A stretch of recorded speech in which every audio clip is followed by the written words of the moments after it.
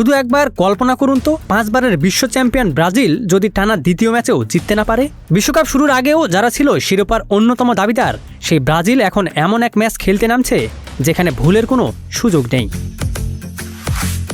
5 বারের বিশ্ব champion Brazil football ইতিহাসের সবচেয়ে সফল দলগুলোর একটি, যে দলের নাম শুনলেই চোখের সামনে ভেসে ওঠে পেলে, রোনালদো, রোনালদিনহো, নেইমার আর অসংখ্য গৌরবগাথা। কিন্তু বিশ্বকাপ 2026-এর শুরুটা তাদের জন্য মোটেও স্বস্তির নয়। প্রথম ম্যাচে মরক্কোর বিপক্ষে অপ্রত্যাশিত ড্র, আর সেই ফলের পরেই শুরু হয়েছে সমালোচনা, প্রশ্ন আর চাপ।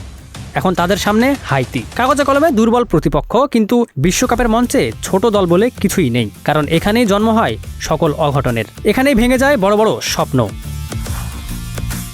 গুরুত্বপূর্ণ এই ম্যাচেও খেলছেন না নেইমার জুনিয়র, ফলে ভিনিসিয়াস জুনিয়র, রাফিনহা, এনরিকদের সামনে এখন একটাই লক্ষ্য, জয়। কারণ এই ম্যাচেও যদি পয়েন্ট হারায় ব্রাজিল, তাহলে নকআউট পর্বে যাওয়ার সমীকরণ আরও জটিল হয়ে যাবে। শুরু হবে ব্রাজিল কি আদৌ শিরোপার দাবিদার, এই প্রশ্নের নতুন এক বিতর্ক। অন্যদিকে হাইতির সামনে সোনালি সুযোগ, বিশ্বকাপের সবচেয়ে বড় অঘটনগুলোর একটি নায়ক হয়ে ওঠার সুযোগ। আগামীকাল ভোরের 90 মিনিট শেষে কি দেখা যাবে? চাপের মুখে জেগে উঠবে কি ব্রাজিলের সাম্বা ম্যাজিক, নাকি হাইতি লিখবে বিশ্বকাপ ইতিহাসের নতুন এক রূপকথা? বিশ্বকাপের এই ম্যাচ শুধু 3 পয়েন্টের লড়াই নয়, এটি ব্রাজিলের সম্মান, স্বপ্ন আর টিকে থাকার লড়াই। এই লড়াইয়ে ব্রাজিল নিজেদের কতটা তুলে ধরতে পারে তা দেখা যাবে মাঠের 90 মিনিটের লড়াইয়ে। Ikramuzzaman, news flash 71।